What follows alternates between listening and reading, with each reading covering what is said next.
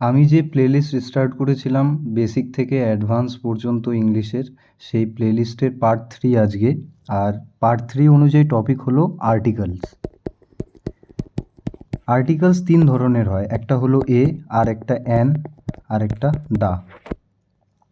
তো আমরা প্রথমে এই দুটো আর্টিকেল নিয়ে কথা বলি। হ্যাঁ, এই দুটো যে আর্টিকেল আছে এরা একটা জিনিসকে বোঝায়, মানে যে কোনো ওয়ার্ড আছে সেটাকে একটা বোঝাতে এ বা অ্যান ইউজ হয়। ক্লিয়ার হলো? এবার আমরা দেখি যে এদের ইউজগুলো কী, কীভাবে আমরা এর ব্যবহারের সম্পর্কে জানব।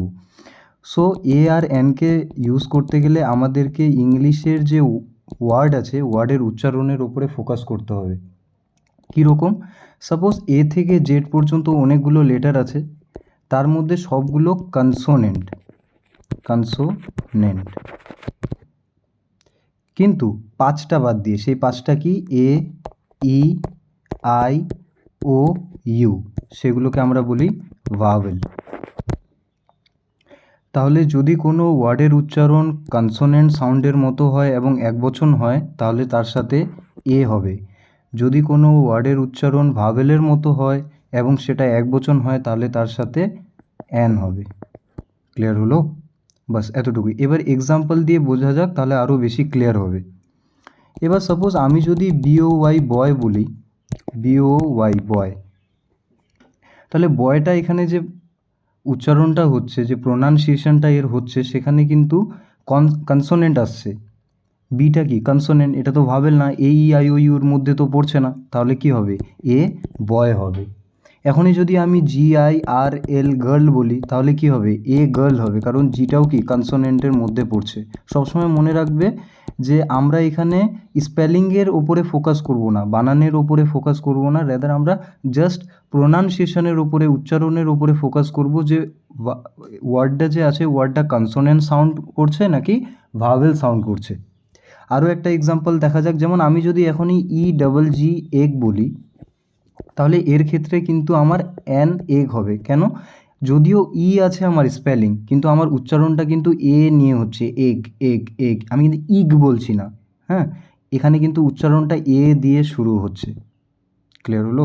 এবার সাপোজ আরেকটা এক্সাম্পল, আমি যদি বলি এম এ, যেমন এম এ আছে, তো এম এর আগে কি হবে?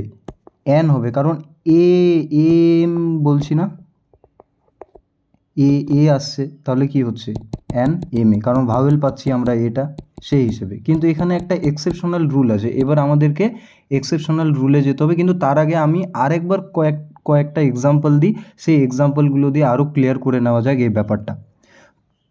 সাপোজ আমি এখানে বলছি ট্রি, আর একটা এক্সাম্পল দিচ্ছি আমব্রেলা। সরি, এখানে আমার একটু অসুবিধা হয় লিখতে। আর যদি আরেকটা এক্সাম্পল দিই,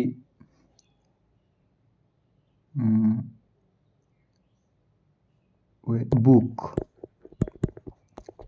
যেমন ট্রি আছে, এটা একবচন আছে, তার মানে একবচন আছে, এ বা এন দুটোর মধ্যে যে কোনো একটা হবে। এবার আমাকে ফোকাস রাখতে হবে যে এই যে ওয়ার্ডটা আছে এই ওয়ার্ডটা কি কনসোনেন্ট সাউন্ড করছে নাকি ভাওয়েল সাউন্ড করছে। কনসোনেন্ট কোনগুলো? এ থেকে জেড পর্যন্ত সবগুলো কনসোনেন্ট, শুধুমাত্র 5টা বাদ দিয়ে, সেই 5টা হলো এ ই আই ও ইউ, যেগুলোকে আমরা ভাওয়েল বলি। তাহলে ট্রি যে আছে, ট্রি ট উচ্চারণ হচ্ছে, টি উচ্চারণ হচ্ছে, তাহলে তার সাথে কী হবে? এটা কনসোনেন্ট হচ্ছে, তাহলে আমি এখানে এন এ দেবো। এবার আমব্রেলা, নেক্সট যে ওয়ার্ডটা আছে আমাদের, এখানে আমব্রেলা যদিও স্পেলিংয়ে কি আছে, বানানে ইউ দিয়ে স্টার্ট হয়েছে, কিন্তু আমি যে প্রোনাউন্সিয়েশনটা আছে সেটা কি দিয়ে করছি? আ করছি। আমব্রেলা, আ আসছে, এ আ, তার মানে এখানে অ্যান হবে। আবার আমি যদি এখনই বলি বুক, বিটাও কি কনসোনেন্ট, তাহলে এর ক্ষেত্রেও কি হবে? এ হবে। আসলে এখান থেকে আর কোনো ডাউট নেই। এবার কয়েকটা এক্সেপশনাল রুলে যাওয়া যাক। সাপোজ এক্সাম্পল আমি একটু আগেই বললাম যে এ ই আই ও ইউ এগুলো কি? Vowel. A E I O U এগুলো কি? ভাওয়েল। এদের মতো যে ওয়ার্ডগুলো উচ্চারণ হবে তাদের সাথে অ্যান হবে। তাহলে আমি যদি এখন এই এক্সাম্পল লিখি ইউনিভার্সিটি, ইউনিভার্সিটি, তাহলে তো আমার এখানে ইউ প্রোনাউন্সিয়েশন হচ্ছে, তাহলে আনসার হওয়ার কথা অ্যান ইউনিভার্সিটি, কিন্তু এখানে অ্যান ইউনিভার্সিটি হবে না। এখানে এ ইউনিভার্সিটি হবে। এই এক্সেপশনাল রুলটা মনে রাখবে। এখানে যে ইউ সাউন্ডটা আছে না, ইউ সাউন্ডটাকে ইউ হিসেবে ধরছে না, বরং এইভাবে ধরা হয় এই সাউন্ডটাকে। তো এটা যেহেতু কনসোনেন্ট ফর্মে লিখতে পারছি আমরা, তাই আমরা এ ইউনিভার্সিটি বলি, ঠিক আছে। এই কনসেপ্টটা সবসময় ক্লিয়ার রাখতে হবে মাথায়। ইউটা হচ্ছে এক্সেপশনাল রুল এখানে, যেখানে আমরা ইউটাকে ওয়াই ও ইউ হিসেবে ধরছি। কনসোনেন্ট হওয়ার জন্য আমরা ইউ উচ্চারণ যেখানেই পাবো না কেন সেখানে আমরা এ দিব। সাপোজ আমি যদি এখনই ইউরোপিয়ান, কতটা বুঝতে পারলে সেই এক্সাম্পলটা দেখা যাক। আমি যদি এখনই বলি হি ইজ,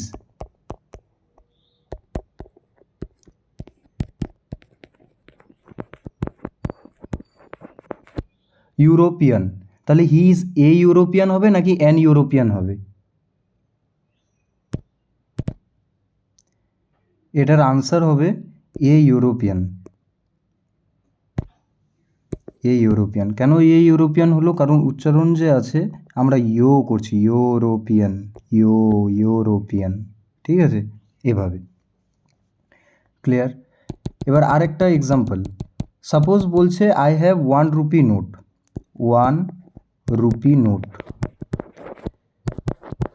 তো এই যে 1 আছে না, এখনই সবাই কি করবে, আচ্ছা ভাবেল এ ই আই ও ইউ ও আছে, ও হচ্ছে, বাস আমি এন দিয়ে দিই। কিন্তু না, এখানে এ হবে। কেন? কারণ ওয়া, ডাব্লিউ এ, ওয়া উচ্চারণ হচ্ছে এখানে।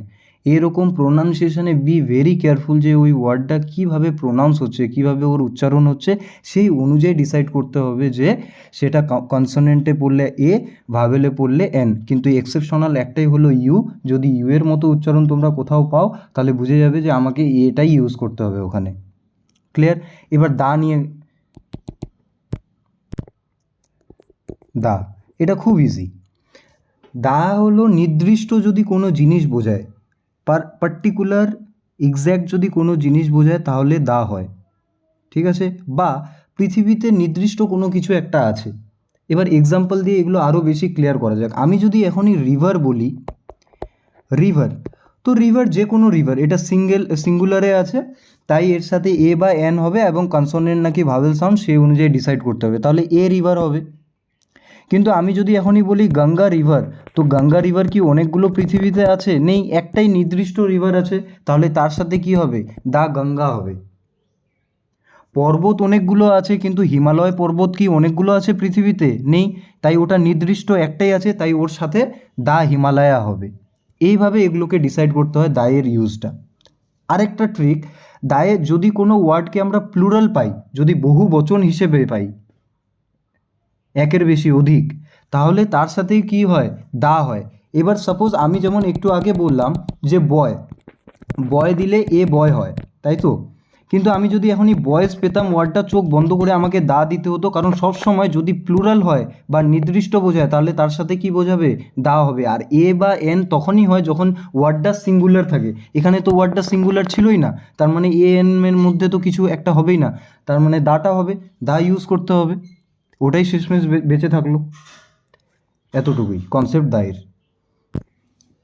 এবার দায়ের যে কনসেপ্টটা আমি বললাম সেটাকে আবার পুনরায় আমি রিপিট করছি। যদি নির্দিষ্ট কোনো জিনিস বোঝায়,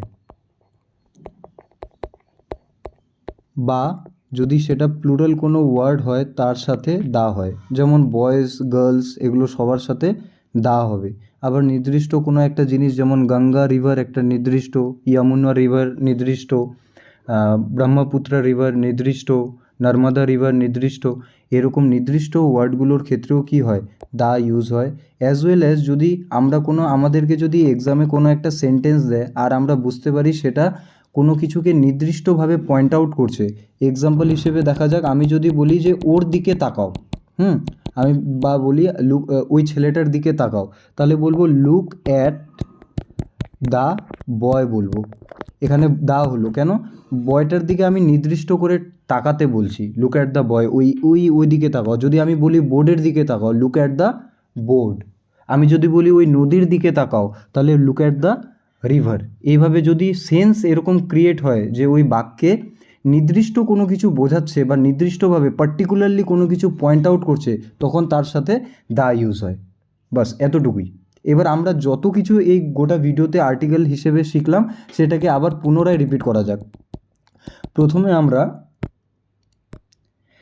এ এবং এন এর কথা বললাম, যেখানে আমরা জানলাম যে কনসোনেন্ট সাউন্ড হলে এবং সেই ওয়ার্ডটা যদি একবচন হয় তাহলে তার সাথে এ হবে, আর যদি ভাওয়েল সাউন্ড হয় এবং সেই ওয়ার্ডটা যদি একবচন হয় তাহলে তার সাথে এন হবে। এবং অপরদিকে আমরা পেলাম দাকে, যদি নির্দিষ্ট পার্টিকুলার বা যদি বহুবচন কোনো ওয়ার্ড হয় বা যদি এরকম সেন্স তৈরি হয় যেখানে নির্দিষ্ট কোনো পার্টিকুলার জিনিসকে বোঝানো হচ্ছে তার সাথে দা হবে। বাস এতটুকুই। সো আজকে আর্টিকেলের আমাদের টপিকে এতটুকুই ডিসকাশন করার ছিল। আই হোপ যে এটা ক্লিয়ার হয়েছে। তারপরে এরপরে আমাদের যে পার্ট 3 আসতে চলেছে সেটা প্রিপোজিশনের ওপর। আর এভাবে আমাদের যে বেসিক টু অ্যাডভান্সের প্লেলিস্ট আছে সেটাকে আমরা কন্টিনিউ করতে থাকবো। Till then, take care, tata.